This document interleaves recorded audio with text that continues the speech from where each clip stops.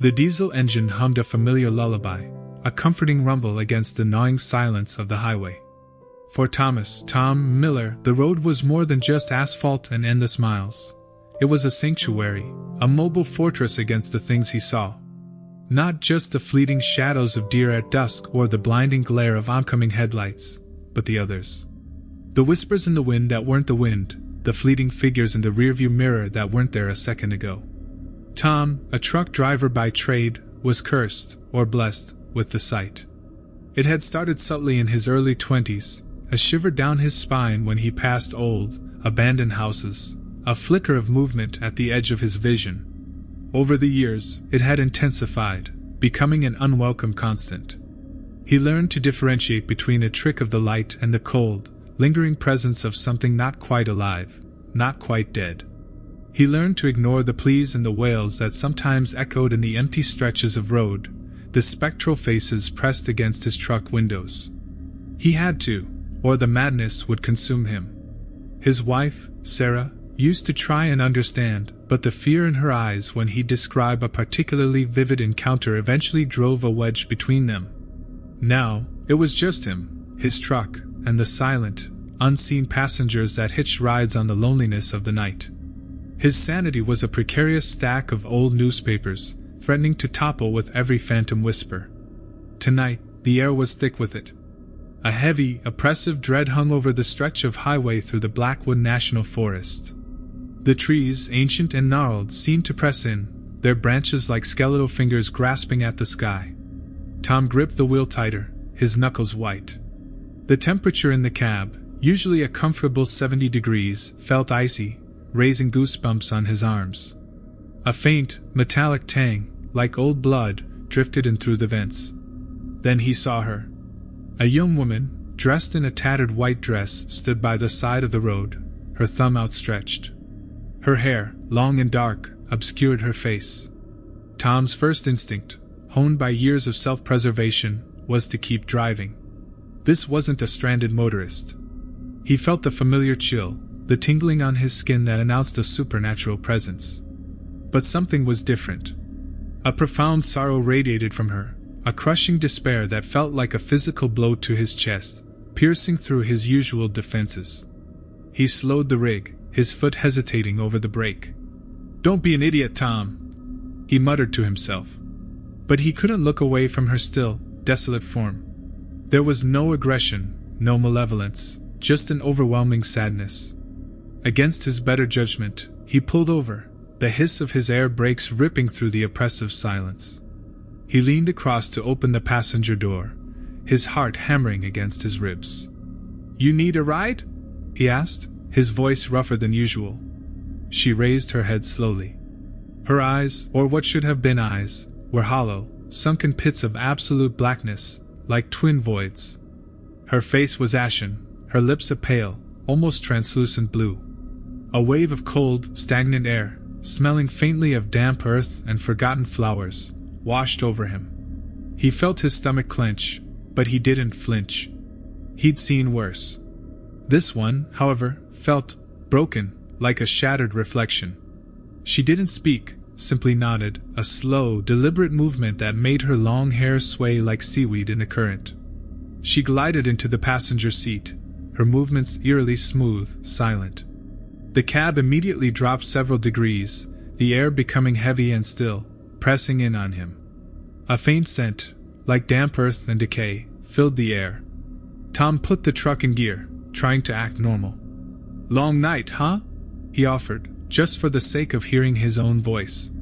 She remained silent, her gaze fixed straight ahead, as if seeing something he couldn't. He risked a glance at her.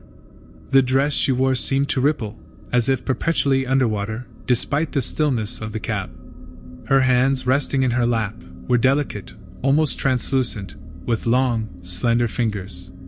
He noticed a faint, almost invisible chain wrapped around one wrist, shimmering with an unearthly glow. As they drove, the air grew heavier. Tom felt a crushing weight settle on his chest, a profound despair that wasn't his own, threatening to suffocate him. He heard faint whispers now, not directed at him, but seeming to emanate from her, a chorus of hushed laments, like wind chimes made of sorrow. He focused on the road, trying to push the growing panic down. Then, just as they passed an old, overgrown cemetery marker that read, "Maplewood Rest," she finally spoke. Her voice was a fragile whisper, like dry leaves skittering across a tombstone, barely audible over the hum of the engine. "He never found me. They said I ran away." Tom's blood ran cold. "Who didn't?" he managed, his voice barely a croak. "My father," she breathed. "He searched. He never stopped looking. But I was gone." A sudden, sharp image flashed in Tom's mind, unbidden, vivid, a young girl, no older than 12, her face contorted in fear, being dragged into the woods by a hulking shadow, its form indistinct but undeniably malevolent. He gripped the wheel, knuckles white. This wasn't just a lost soul. This was a murdered child. And that chain on her wrist. "What happened?" he asked, his voice now a desperate plea. She turned her head slowly, her hollow eyes meeting his. A single, dark tear, like a drop of crude oil, traced a path down her pale cheek. He buried me. Under the old oak, by the creek. They never found me there." Tom felt a shiver of dread that went beyond the supernatural. This was real, tangible horror. "Who did this to you? The shadow?" Her lips parted, and a low, guttural growl, unlike her fragile voice, emanated from deep within her. The air in the cab vibrated with a sickening resonance. "The keeper." Suddenly, the air crackled with a malevolent energy. The temperature plummeted. The whispers in the cab grew to a frantic cacophony, a chorus of angry, tormented voices screaming for vengeance. The trees outside the window seemed to writhe, their shadows elongating, reaching like hungry claws. Tom felt a prickling sensation on his skin, as if 1,000 tiny needles were pushing against him.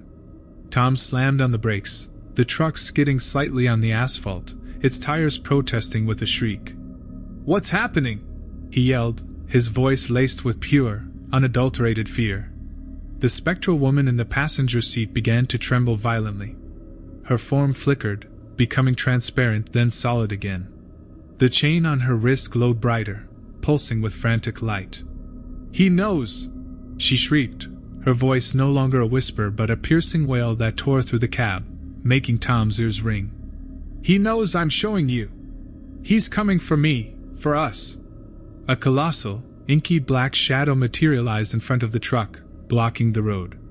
It seemed to absorb the light, a shifting, formless void with 2 burning red pinpricks that could have been eyes, radiating pure hatred. The air grew impossibly cold, stealing Tom's breath, burning his lungs with its icy touch. This was not just a ghost, this was something ancient, powerful, and utterly evil. This was the keeper, and it was here for its property. "You interfere, mortal!" A voice rumbled, not from the shadow itself, but seeming to echo from the very depths of the forest, and from within Tom's own skull. It was a voice that grated on the soul, a sound of grinding stone and ancient malice, layered with the screams of forgotten victims. "You meddle in what does not concern you. She is bound to me." The spectral woman screamed, a sound of pure terror, and clung to Tom's arm, her cold, translucent fingers pressing into his flesh, leaving an icy imprint that stung. He felt a surge of protectiveness, a primal instinct to shield the broken spirit beside him. This wasn't just about his sanity anymore, it was about justice. "She deserves peace!" Tom roared, his own voice surprisingly steady despite the terror that threatened to overwhelm him. "She deserves to be found! She deserves freedom!" The shadow pulsed, growing larger, its red eyes flaring, casting long, monstrous shadows across the road. "Then you shall join her in the earth, meddler.